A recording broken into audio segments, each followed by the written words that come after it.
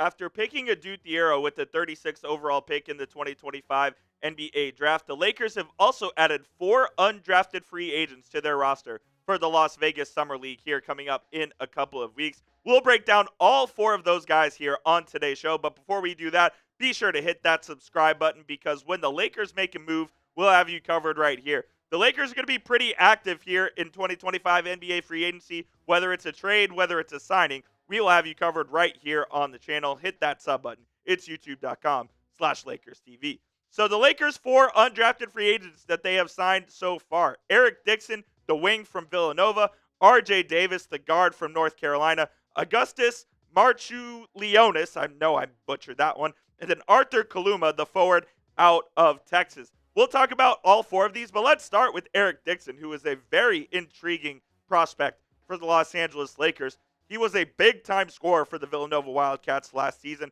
averaging 23.3 points a night on 45% from the field and almost 41% from 3. The Lakers signed him to a 2-way contract, and at 6'7", 258, he's certainly a bigger guy who you might think is a little bit of an undersized 4 in JJ Redick's system, and that's kind of where I see him fitting in. The scouting report from our guy Nick Roloff, who had him as the 50th overall player, so he had him as a draftable grade, said he increased his production as a shooter and became more versatile as a result. A very strong driving game and finishing around the rim. He certainly needs to grow more as a defender and playmaker within the flow of an offense, but when you're shooting 40% from 3, like Dixon did for Villanova last year on 7 attempts, you're going to find yourself in the league. And with a frame like that, you should be able to defend at a pretty high level. So hopefully the Lakers can develop him into a solid defender. He'll play a decent amount with the South Bay Lakers in the G League this season, and maybe he can help contribute to this team. And the reason they drafted Theiro was because the Lakers needed wing depth with the uncertainty surrounding LeBron James, Rui Hachimura, and Dorian Finney-Smith. You add Theiro and you add Dixon into that wing group, and you're all of a sudden a pretty deep class here. He has an almost 7-foot wingspan with a big reach, a 32.5-inch vertical. You can see the shooting numbers and the sprint numbers there on screen as well. I think this is a pretty solid pickup for the Los Angeles Lakers, and Kevin O'Connor of The Ringer thinks Dixon could help the Lakers as well. Dixon's a burly forward who brings a toughness and physicality to the game. Villanova's all-time leading scorer.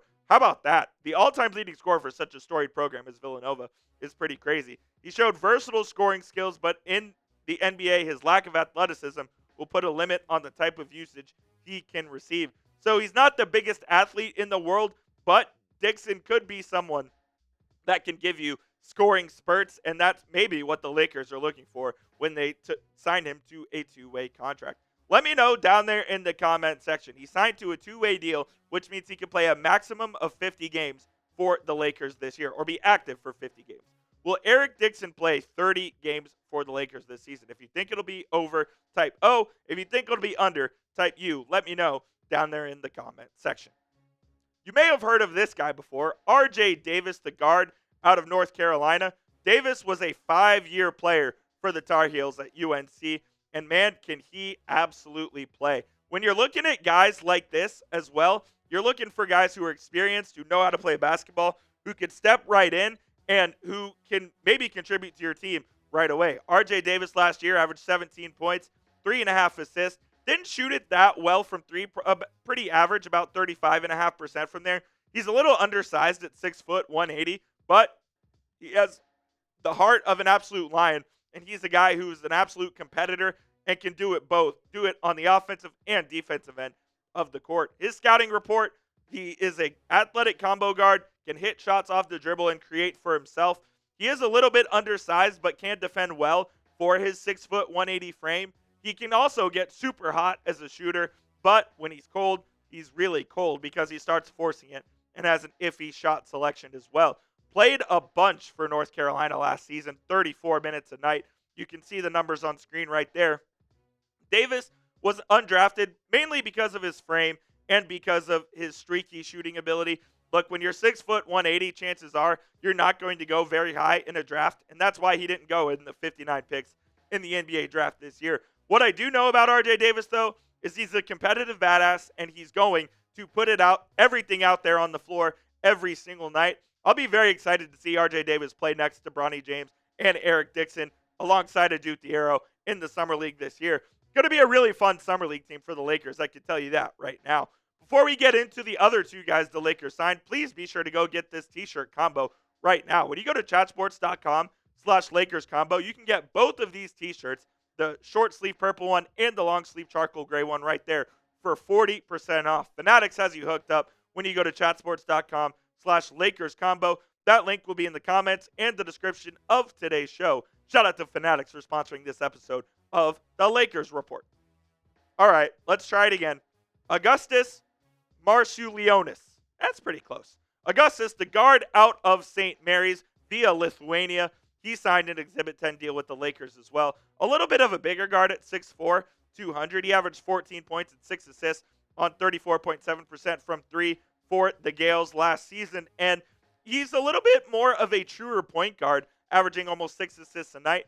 I think the Lakers would be looking for someone to develop. This is a long-term plan, I think, for Augustas.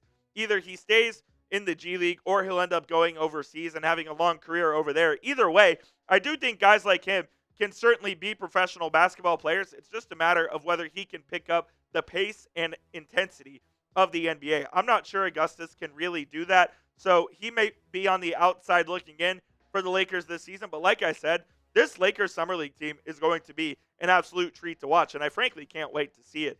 Arthur Kaluma is also someone the Lakers signed.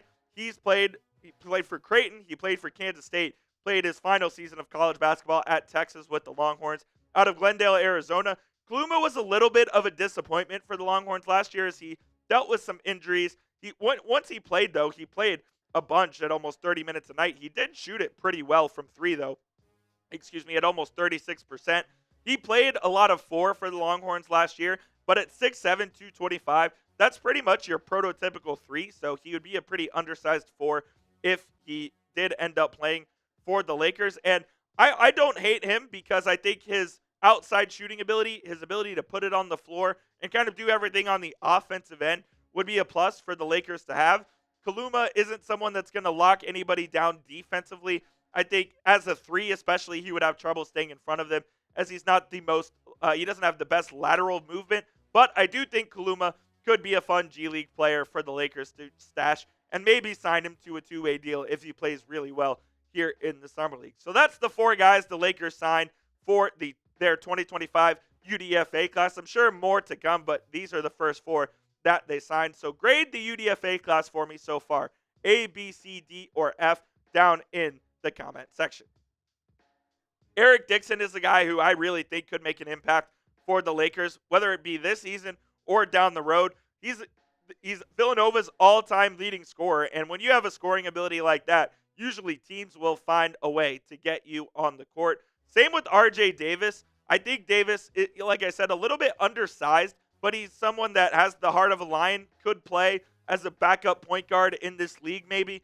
Augustas and Arthur Kaluma, I don't think will be part of the Lakers' plans going forward, but they'll be fun Summer League guys to watch and wait and see what they end up doing. So there's your UDFA class for the Los Angeles Lakers. Summer League begins on July 10th.